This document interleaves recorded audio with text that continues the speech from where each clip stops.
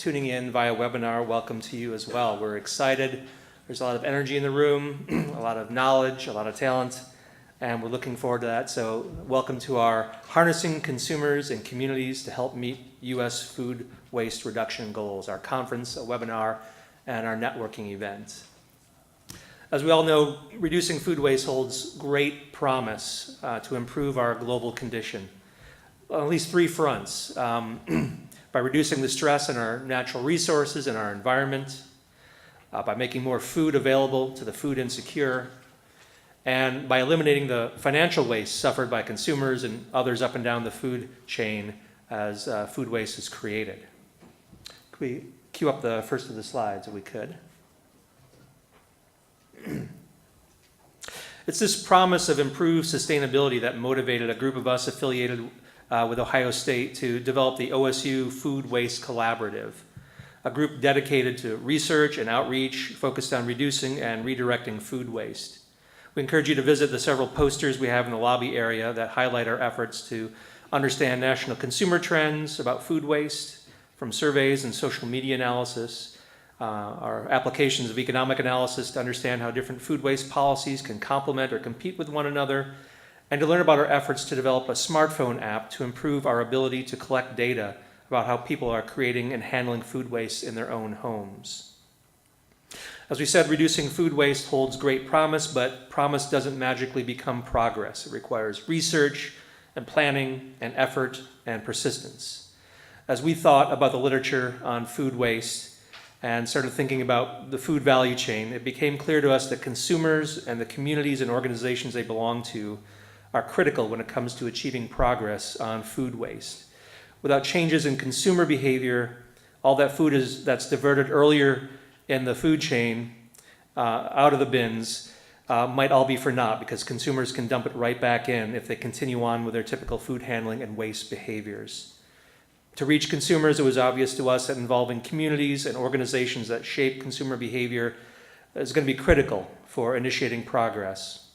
Therefore, a key element of our collaborative efforts here are to bring our growing body of knowledge and resources to assist those of you in the audience who are on the front lines working to reduce and redirect food waste where you live and work. We're interested in offering campus and community groups assistance with implementing and evaluating new programs or expanding existing programs, and we want to provide resources and programming that can help groups through networking and mutual aid. All that vision brought us here today to interact with those of you in the audience who are pursuing or hoping to start your own programs so that your communities and organizations can change the way they deal with food waste. We hope this is an opportunity to learn from the experts on the program, but we also recognize that there is considerable expertise in the audience today. Indeed, this afternoon, we've structured the breakout sessions so that we can learn from one another and so that we can better understand the many challenges and unanswered questions facing those interested in food waste programs. Today's program is made possible through the assistance and support of many organizations and individuals. The Initiative for Food and Agricultural Transformation, one of the OSU Discovery themes, being a leading sponsor of this. The OSU Sustainability Fund, Pennington Biomedical Research Center in Baton Rouge. Thoughts go out to those in Baton Rouge trying to deal with the flooding in that area. The McCormick Program in Agricultural Marketing and Policy. OSU's Food Innovation Center, also very critical to pulling off this event. Resource 100 Limited and Mike Long and his group, all supported the formation of the collective and this conference. We also recognize support from OSU's Sustainable and Resilient Economy Discovery theme, another of the initiatives here on campus, and from OSU's College of Food, Agricultural, and Environmental Science, all for helping with today's event. The organizing committee has done a fantastic job conceptualizing the event and then bringing it to fruition. Please stand as I call your name for the organizing committee. Angel Arroyo Rodriguez, Emily Buck and Annie Specht of OSU Department of Agricultural Communications, Education, and Leadership. I know Annie's here, but Emily could not be here today. Janice DeCarolis and Daniel C. of OSU's Department of Agricultural, Environmental, and Development Economics. Caitlin Fritz and Julie Manning from OSU's Food Innovation Center. Brian Estabrook, OSU Food Waste Collaborative. Tony Gillen from OSU Energy and Sustainability. Don't know if Tony made it in the room yet. Mike Long from Resource 100. Mike. Corby Martin, he's in Baton Rouge right now, but we'll recognize him even though he couldn't be here in person today. And the same with Julie Schilf of US EPA Region 5, also helped organize the conference but couldn't be here today. Let's give these guys a round of applause for pulling this off.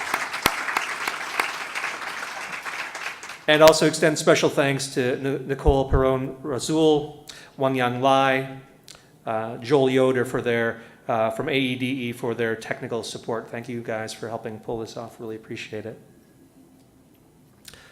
So the arc of today's program begins with a high-level national view of food waste issues and policy, and then evolves as the day progresses to focus more on regional and state-level issues. And then in the afternoon sessions after the webinar ceases, for our in-person participants, moves towards examining the barriers that each of you face in beginning or advancing your own food waste initiatives in communities and organizations around the region. Our goals are to inform you about the big picture policy goals and mechanisms, as well as help you understand the way that other communities and organizations are trying to make progress on the food waste front. We then hope to provide you with ideas about programs or approaches that can realistically advance progress in your communities and organizations, and then allow you to network with one another, with members of the collaborative and with those in the program today. At the end of the day, we will ask you to tell us how our collaborative here at OSU can best help you and others like you facilitate the conversion of promise to progress on the food waste front in our region and keep the conversation moving. As we transition to our formal program, and our first speaker, I'd like to remind everyone that we have both an in-person as well as a web stream audience. Let's see here. There we go. For those of you joining us via the web stream, please email any questions you have for speakers this morning to fic@osu.edu. Again, that email is also up on the screen, fic@osu.edu. We'll be monitoring the email and bringing those questions to our speakers at relevant points in the program. For those of you attending in person, when you do have questions, please make sure you ask your questions into a microphone. We'll have a roving microphone here. That way everybody on webinar and in the room both can hear you clearly, and so make sure that all goes on to the webinar stream for future use. That would be great. Martha has been incredible in terms of providing our audiovisual experience today. They'll make sure that everything gets documented and put on live stream, and so we can use it in the future as well.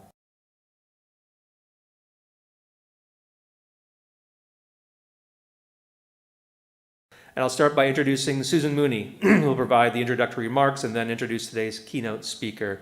Susan is the Chief of Municipal and Industrial Materials Section at US EPA Region 5, which covers Illinois, Indiana, Michigan, Minnesota, Ohio, and Wisconsin. It's quite a lot of territory to cover. Her section is responsible for implementing portions of EPA's Sustainable Materials Management Program, Travel Waste and Pollution Prevention Programs, and RCRA Subtitle D program. Under the Sustainable Materials Management Program, Susan is responsible for working on measurement, sustainable food management, and the management of materials associated with the built environment.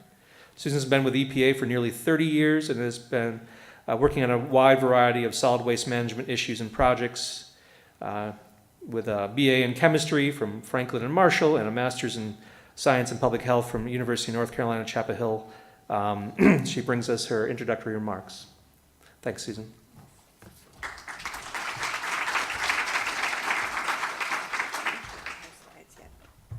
Hi, everyone. It's really a pleasure to be here with you all today to take part in this exploration of the vital role of consumers and communities in reducing our food waste and helping us meet our national goal. I'm thankful to be here representing the US EPA Sustainable Food Management Program. I promise to be listening very carefully. I know I'm going to learn a lot. And I will be bringing back with me the ideas I hear today to see how we may incorporate that in our future planning for our program. In a little bit later session this morning, I'll be doing a little bit of a deeper dive into EPA's initiatives in the Sustainable Food Management Program. So I'll leave that to then.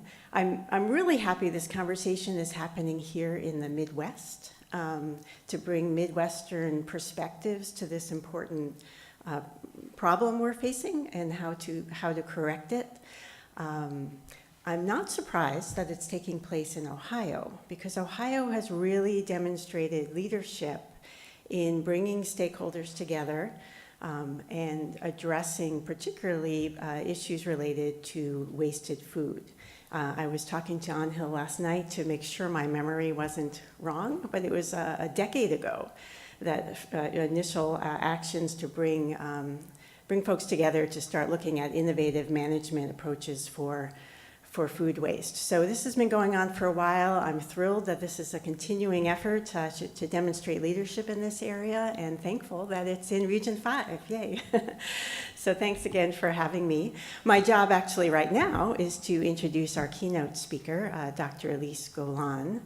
I've heard a lot about Dr. Golan from my colleagues at EPA, all good things, of course, and really all about her demonstrated leadership of USDA's role and efforts to help us meet our food loss and waste national goal, which I'm sure you'll be hearing more about from her. Dr. Golan is the Director for Sustainable Development at the U.S. Department of Agriculture. She provides leadership in planning, coordinating, and analyzing the department's policies and programs related to sustainable agricultural development. Prior to this position, she served as the Associate Director of the Food Economics Division at the Economic Research Service, also at USDA.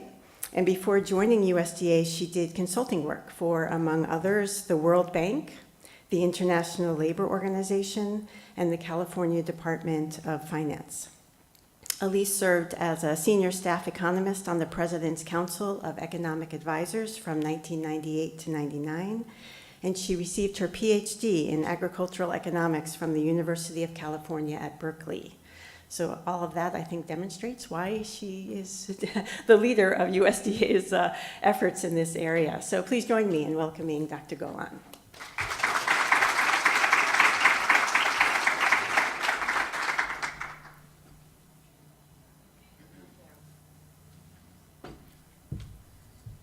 Well, hello, everyone. Thank you for having me. Thank you, Susan, for the nice welcome. Thank you, Brian, for inviting me. It's a real pleasure to be here. I'm very interested to find out more about what's going on in your communities to reduce food loss and waste. Last night, I was informed that all good things start in Ohio. And after some of these comments and what I've been hearing already, I may be a convert to that way of thinking by the end of the day. I'll wait and see. I'll hold judgment till I hear the rest of what happens today. So I'm going to start my talk today by taking the broad look. I'm going to zoom out a bit and first look at this big picture. And I like to start with the big picture because it gives us a perspective on our actions that we take in our communities, in our households.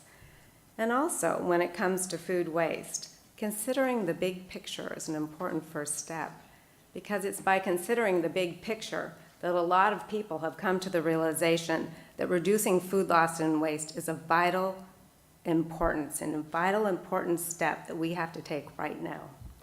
And by the big picture, this is what I mean. It's the question of how well we feed the world in 2050, with at least 2 billion more people while conserving our natural resources. If you do just even a simple review of the literature that addresses this problem, or talk to any experts in the field, you're going to find that reducing food loss and waste is on most people's list of requirements for feeding the world without destroying the planet. In his recent article in National Geographic, the article that kicked off National Geographic's Year of the Future of Food, Jonathan Foley presented a list of his necessary solutions. And he concluded that of all the options for boosting food availability, tackling waste would be one of the most effective. Now, Jonathan Foley is now the director of the California Academy of Science, but he's joined by big thinkers across the world in coming to the same conclusion, including Brian, in your very own community. So it really is up there on the top of the list of what we have to do. So why is reducing food waste so essential? Why has it caught the attention of all of these big thinkers? Well, one reason is that the amounts are simply staggering. You know, FAO estimates that globally approximately 1/3, or about 1.3 billion tons of food is wasted annually. And USDA, the Economic Research Service, we estimate the food loss and waste at the retail and consumer levels, that's only at the end of the chain, is 31% of the food supply. Now that 31% is essentially the basis for all those other estimates you hear out there, about 30 to 40% of the US food supply is wasted. That's only at the end of the chain. ERS estimates that in 2010, that was 133 billion pounds of food, with dairy products and veggies making up the highest percentage of that. And it's $162 billion worth of food, with meat, poultry, and fish making up the highest percentage of that number. Another reason to focus on food loss and waste is that people need the food. And I'm not talking, you don't have to think about some hypothetical person 50 years from now. We can look at our communities right now and find people that need that food. And it is simply unacceptable that we waste wholesome food that could help feed people in need. Simply unacceptable. Now in the United States, we're making great strides in recovering food for donation. Thanks in part to the Bell Emerson Good Samaritan Act, which I'm sure you're all familiar with. We provide limited liability protection to those companies, households, anyone who wants to step up and donate food. We also provide enhanced tax deductions, the federal government does, for businesses to encourage the donation of food to pantries and soup kitchens. And thanks at least in part to these types of good federal policy, the United States is the leader in food recovery for donation. I'm sure that many of you have read Tristram Stewart's work, and he's quite a big global mover in the whole movement on food loss and waste, starting in the UK. And he's very slow with a compliment, but I would say that the last panel where I was at, Tristram said that absolutely the United States is leading the world in setting up systems for recovering food and donating it to people in need. And thanks at least in part to these federal supports, Feeding America, which one of the leading domestic hunger relief charities, runs the big food bank system, estimates that food donations supplied 2.7 billion meals to its clientele in 2010. However, we can do better. We all know we can do better. Feeding America also estimates that there are billions of pounds of potentially usable food loss in the United States. They estimate about 48 billion pounds pre-distribution, that's before it gets to market, and about 22 billion in local markets. So another reason to focus on food loss and waste is obviously because all of the resources that go into producing that food is wasted. This includes the land, the labor, the water, the pesticides, the fertilizer, all wasted, or could have gone to better uses for society. Okay? And now Jonathan Bloom likes to talk about how many Rose Bowl stadiums that fills up. I tried to stuff it into the Sears Towers and came up with about 44 towers a year. I mean, this is a mega city of food loss. Okay, another reason, thanks to EPA, we know that what we're throwing away in our landfills, that food is the single largest component going into our landfills. That food generates methane, 20 times more potent, at least 20 times more potent than carbon dioxide. And in the US, landfills are the third largest source of methane. We've got to keep the food out of those landfills. So the secretary added up all of these ramifications of food loss and waste and decided it was an issue of strategic importance to the United States and to USDA. So he joined with EPA last September to set the first ever US food loss and waste reduction goal, setting the goal at 50% reduction by 2030. If you're familiar with the Sustainable Development Goals that were also signed by the UN last year, this is very similar to the reduction target in the Sustainable Development Goals. So what is the role of consumers and communities in meeting this goal?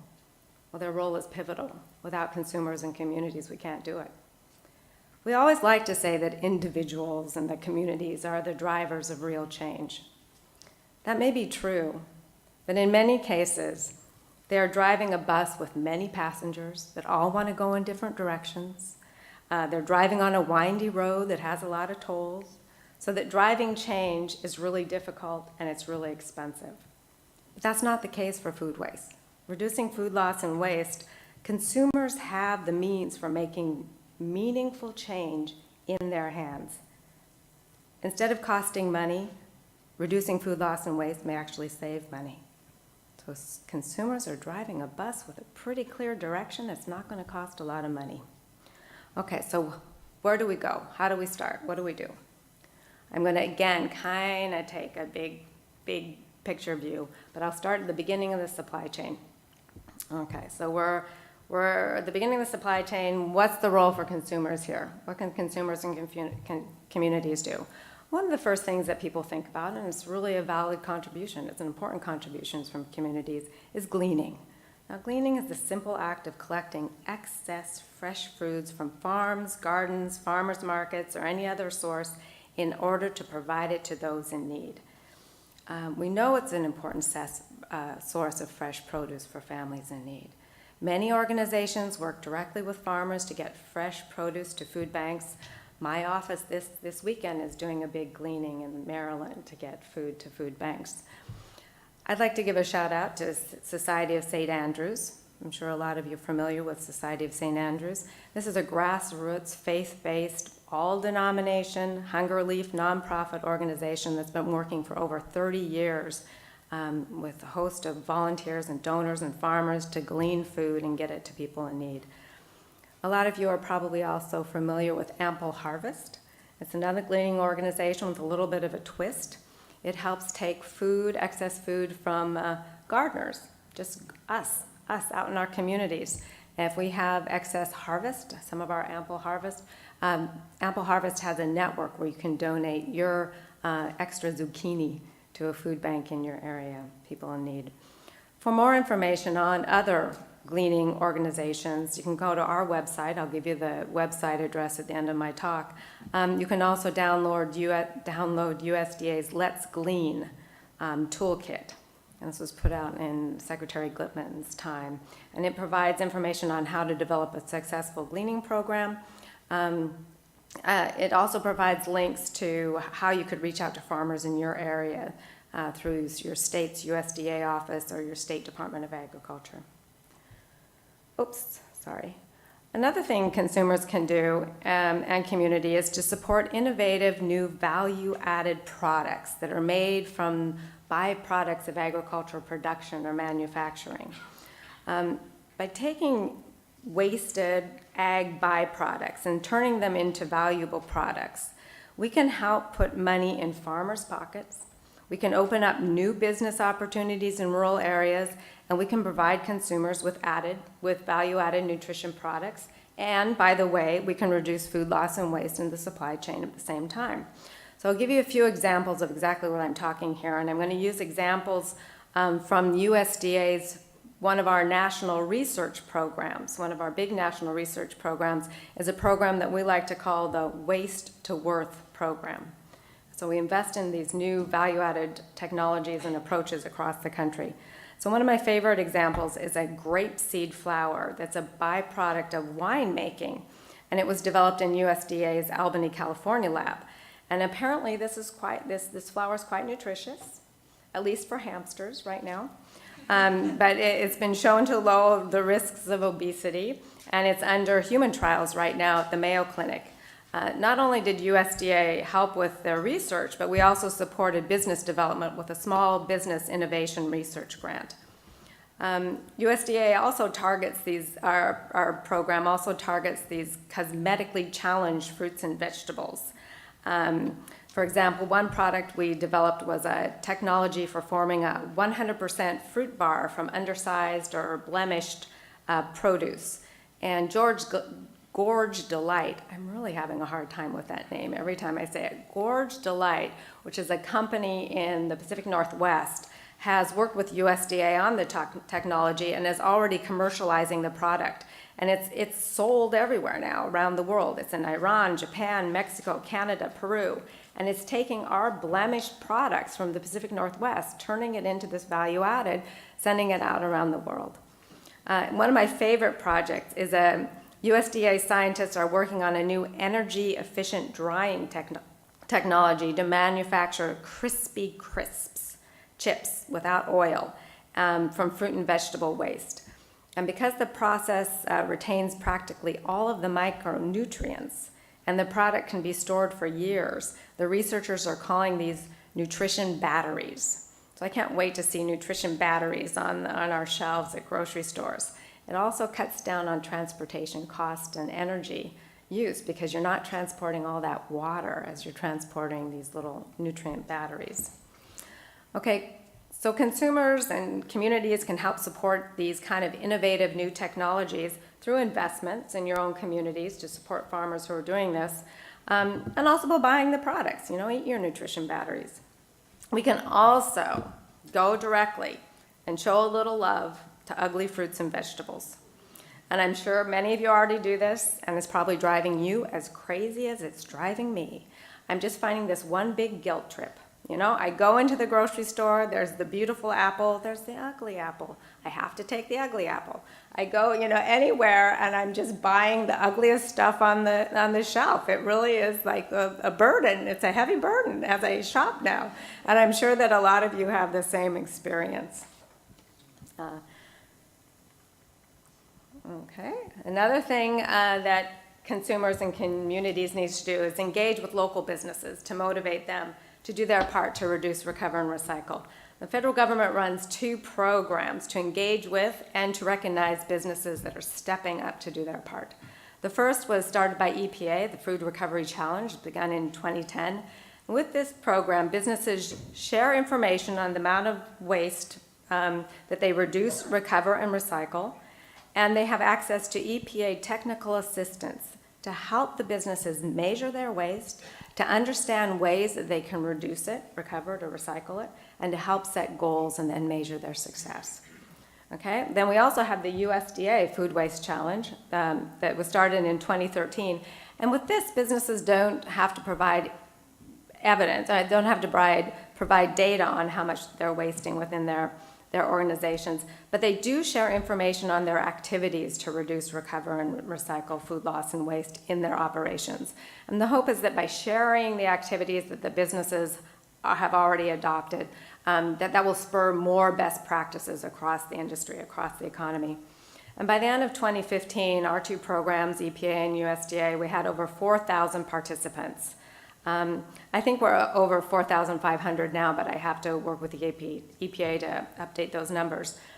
But one point I'd like to make about this effort is that it actually reflects the good effort of people in communities, local communities around the country. So though the name of the participant in both of these challenges may be that of a corporate, government, or school entity, the real participants in these challenges are the chefs, the managers, the employees, the teachers, the students who are working to implement these changes on the ground. They are the managers and employees at the grocery stores who are loading up wholesome excess food for the food bank, or diverting bone, fat, and cooking oil to recycling outputs, or implementing just-in-time ordering protocols. They are the chefs and the employees who are taking the time to package up that wholesome unsold food and give it to the needy and their families, and are composting their food scraps. It's all those university students out there who are precariously balancing their food because they've given up trays, because they know that trays encourage waste of food. And if you give up your trays in your cafeterias, you're going to reduce your food waste. It's also all those students in elementary schools who are helping to get wholesome leftovers from their school meals into their local food banks. I could go on and on. There's thousands and thousands of people that are recognized in our challenges that are making these efforts on the ground in their communities. Okay, let's get to the nitty-gritty of harnessing consumers at home and communities. This is where we're really driving the bus. This is where we're going to meet the 50% reduction goal if we meet it at all. And the reason that consumers are so much in charge of reaching this goal is that in developed economies, consumers are responsible for most of the wasted food. USDA estimates that in the United States, 20% of the food supply is wasted at the consumer level. That's 75% of our total estimate, okay? So most of it, what we measure, consumers. And so we'll only meet our food loss and waste reduction goals if consumers change the way we value and manage food. Okay, this is not a new observation that consumers are driving the bus on this. I love this poster, okay? It's World War I. It says, waste no food. In smaller print at the top, it says, keep good food out of your garbage pail and kitchen sink. Don't feed high-priced human food to hogs or chickens. Also note that at this time, household waste, the estimate was about $700 million of food wasted at the household level. So it's always been big, and it's always been consumers.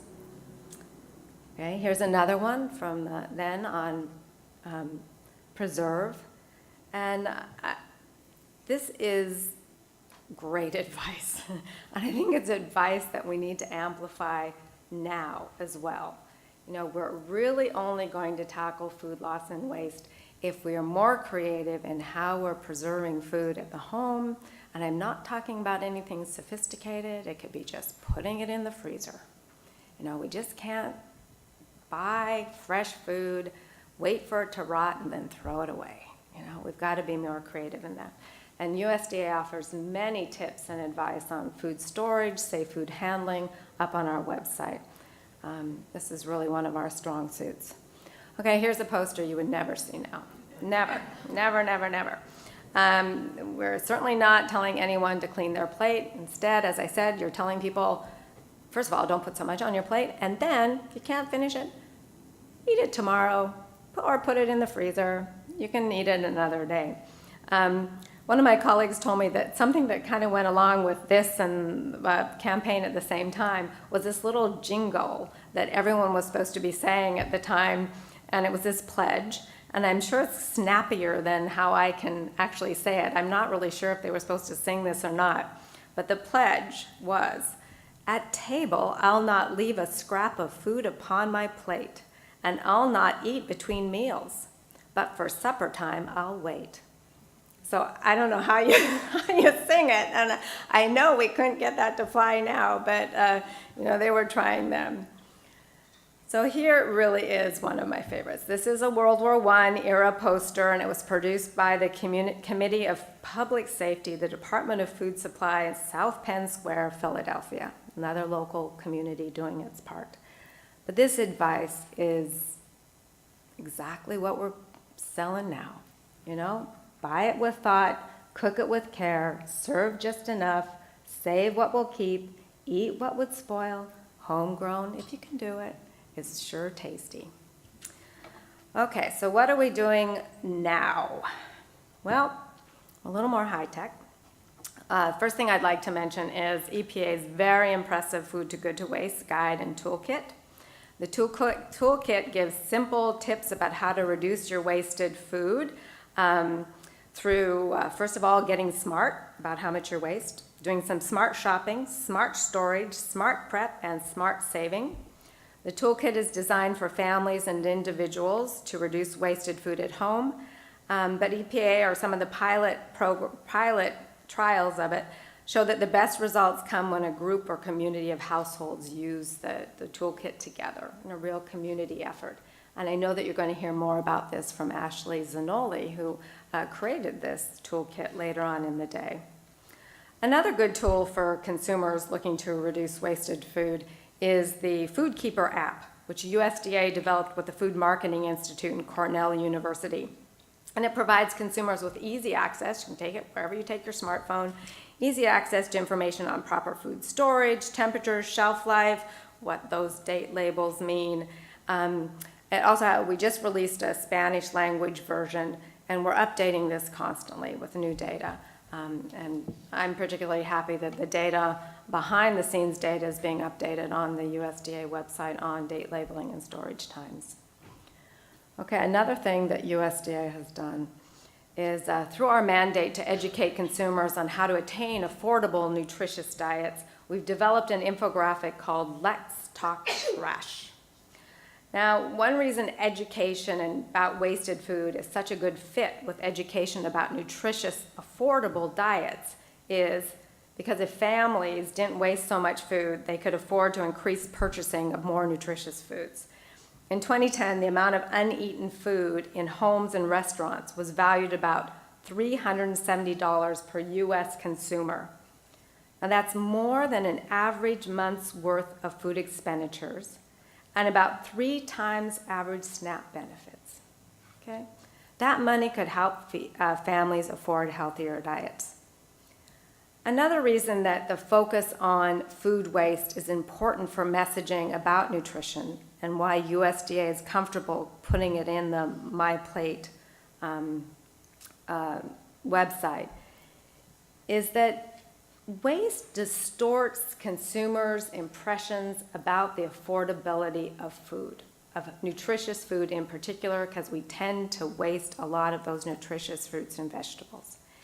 If I'm buying a bag of carrots and I throw away half of it, my perception is that that bag of carrots cost me at least 50% more than what I paid for it, right? I'm wasting it. So my perceptions about the affordability of nutritious food is distorted by the amount of waste that goes on in households. Okay, so these observations about waste and affordability and nutrition really inspired USDA to put this advice, this infographic, up on the myplate.gov website, choosemyplate.gov website. If you don't know choosemyplate.gov, it is the new food guide pyramid. So it is USDA's heuristic for teaching consumers. It's our primary outreach tool for teaching consumers about healthy diets, about how to achieve an affordable, nutritious diet. And it's very hard to get stuff up on that website. You know, they're not letting anyone put stuff up there. So we were very pleased that we're able to get this infographic up there. And I'm even more pleased to say that in the 8 months that it's been there, it's had over 2.5 million downloads. So for an infographic that wasn't widely advertised, I think we can say that we're really hitting a chord with consumers. So this hook, this link between nutrition, affordability, and waste is something that resonates with consumers and should resonate with communities as we try to build out some of our own outreach or continued outreach on food loss and waste. Okay, I'm not going to read through all of these. You can get it on the website, but it does just echo what EPA has in its toolkit. These are the same kinds of advice and guidelines, guidance that you see over and over again, even from, you know, the Philadelphia poster. Okay, so I'm going to close up now, but before I close, I want to make sure that we really end with a firm recognition that this is what we're aiming for. You know, if we really are going to address the big problem, how are we going to feed the world in 2050? We have to focus our efforts at the top of this pyramid. We have to do source reduction. That is where we see the biggest benefits from all of our efforts. That's where communities really have to keep their focus. We have to be sure that we're not overly investing in some of the solutions at the bottom part of the pyramid. Keep your focus at the top. Okay, well, thank you. And here is the website. You can either just Google U.S. Food Waste Challenge, and you will come up to our website, or you can go ahead and use that, and all of the posters and the statistics and the links that I talked about are on this website. It also gives you an easy way to link up with the EPA website. Thank you.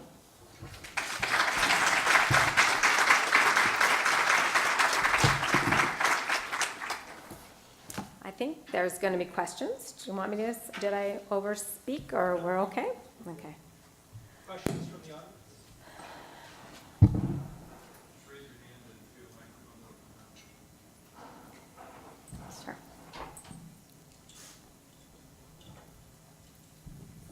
just had a question about the ugly fruits and vegetables.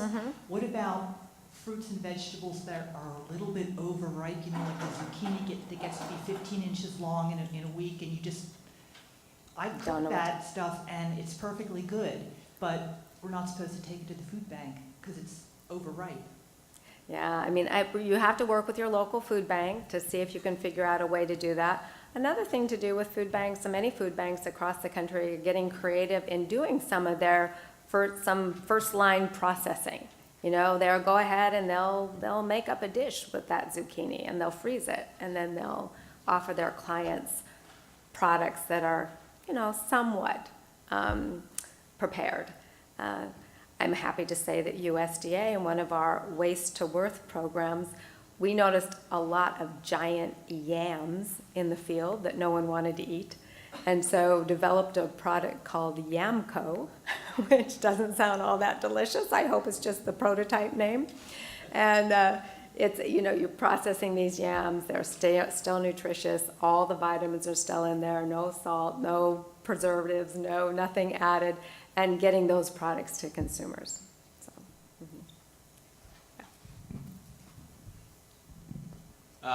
At the Harvard Reduce and Reuse conference, there was an announcement about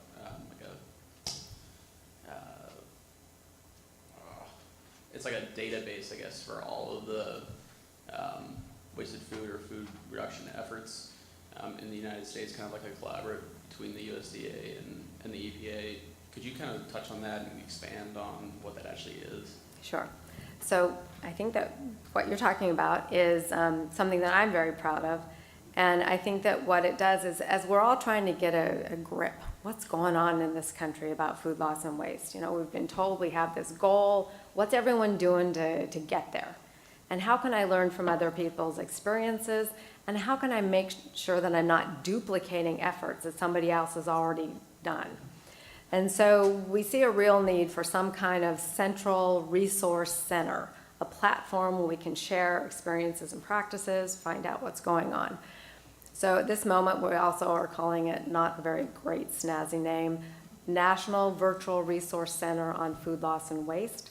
It brings together the EPA, USDA, brings together industry, Food Marketing Institute, Grocery Manufacturers Association of America, National Restaurant Association. It brings together all the big environmental NGOs, Natural Resource Defense Council, World Wildlife Fund, WRI, World Resources Institute, some of the big consumer groups, Feeding America, National Consumers League, American Academy of Nutrition and Dietetics. So we've got a big coalition of groups that are coming together to build this resource center. And we're expecting to we have the RFP out now. It just came back in for the web design team. So we're hoping to make a bigger announcement about this effort and to release it before the end of the year. Thanks. Yeah. Just a reminder for our webinar guests, fic@osu.edu. We've got one email question. We'll take another one live in the room and then turn to some email questions and come back to the room for questions. I was just wondering, in the past several years when you started to collect data through the USDA and the EPA, have you noticed there's been an increase or a decrease since family and consumer sciences has gone by the wayside, aka home economics? Mm-hmm. Because home economic educators have really been on the forefront of teaching our students how to really work in the kitchens, both at school, home, and of course in their careers later on how to reduce food waste.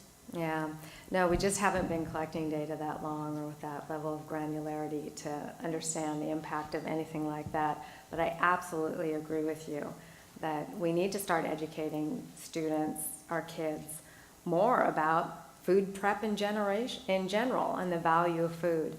And I think some of USDA's program, Know Your Farmer, Know Your Food, some of the other programs, the Edible School Room, just all of these different kinds of programs that are out there to teach kids about food, how it's produced, what the value of it is, and then how we can cook it and eat it and love it. I think that's really important. And that collaborative effort that you were just talking about, mhm. have you reached out to family consumer sciences teachers? Yes, and we have, like I said, the American Nutrition Dietetic Association is on board, as is the National Consumers League.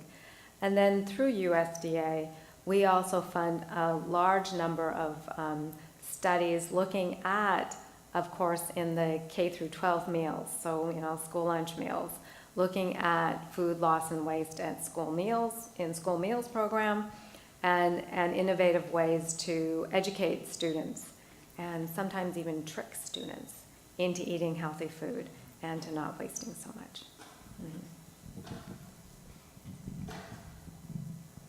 And a question from email from Jacqueline in Vermont. I'm curious to know how Dr. Golan would respond to those who believe that giving tax breaks to businesses for donating food is simply putting a Band-Aid on the larger issue of economic inequality. Thoughts are that perhaps the money should be given to those who cannot afford to purchase food in the first place, since food assistance programs were started as temporary and they have somehow become a staple in the economy. Thoughts on that? Yeah, so food assistance programs, that's right. If you look at if you look at how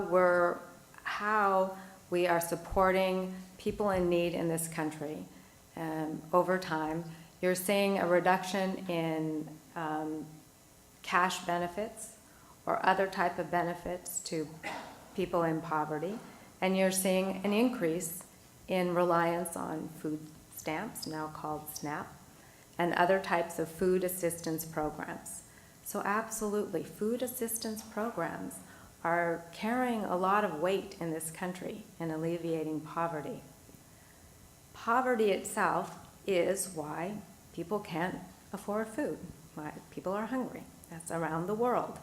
In the meantime, while we're waiting for us all to get it straight and get it right, and there is no more poverty, encouraging businesses to take excess wholesome food and give it to people who need it is a good step.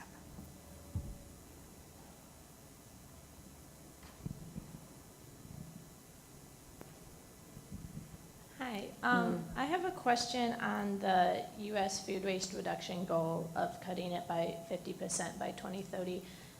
Has the USDA and EPA collectively thought in meeting those goals, is there any plans for implementing or mandating city-wide compost facilities? Because I know in California, where I stay during the summers, every household gets their recycling bin, compost bin, and trash bin, and the trash bins are the smallest, and it's nothing that they have to go out of their way to get. But in Columbus, you have to pay, the only compost facility that I know of, you have to pay $16 a month for a 5-gallon bucket, which isn't even that much. And that's a lot of money for especially a student to justify. So I feel like a really awesome way, we get recycling bins when you move into a house for free. Is there any work towards getting compost bins at all households for Right. free? So there's only so much we can do at the federal level. So EPA, USDA at the federal level, we have no policy tools to reach into local communities. And that's the beauty of this event. I mean, this is consumers and local communities. And so it's your cities, your counties, sometimes your states that are setting those types of policy, making those types of policy decisions and having an enormous impact on the cost of composting, the cost of recycling, and what goes into your landfills.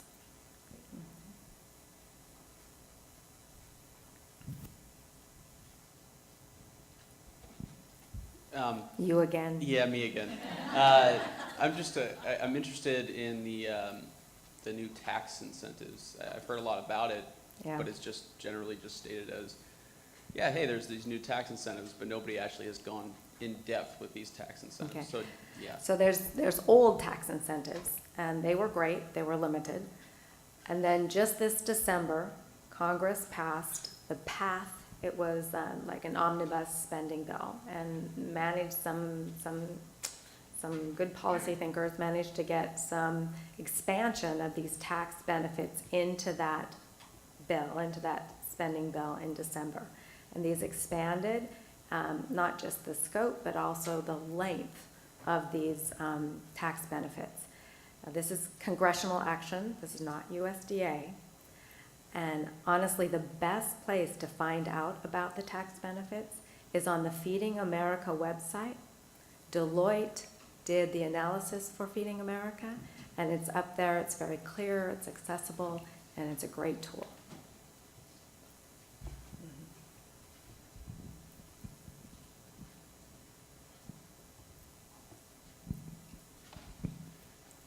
Quick question, you touched real briefly on dating when it comes to manufacturer dating on consumer products.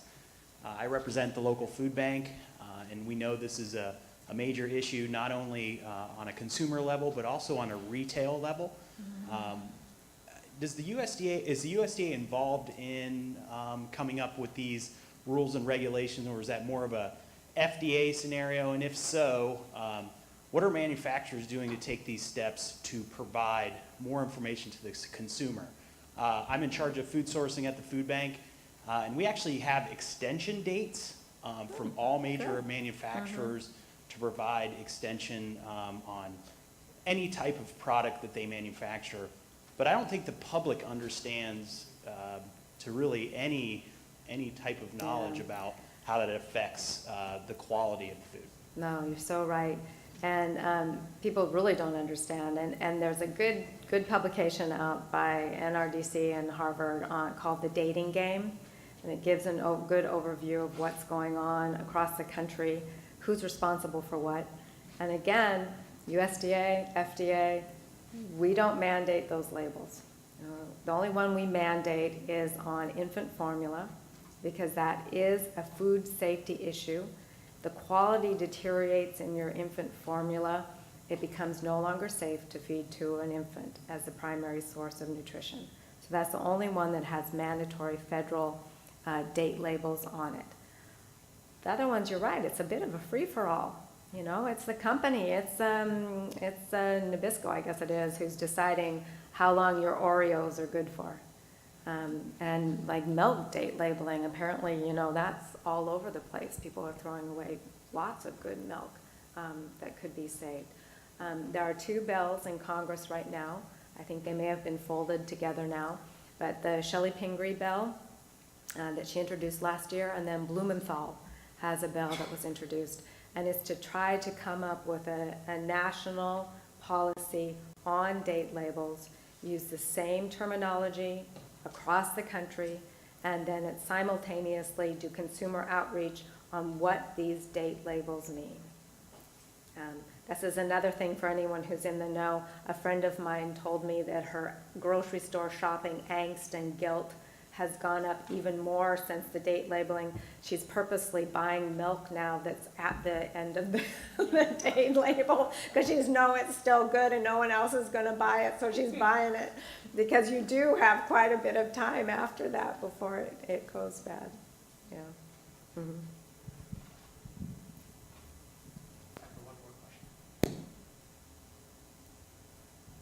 This is not so much a question, but it's just a comment. That is one of the things that Family and Consumer Science teaches all students about is the dating game. Yeah, yeah.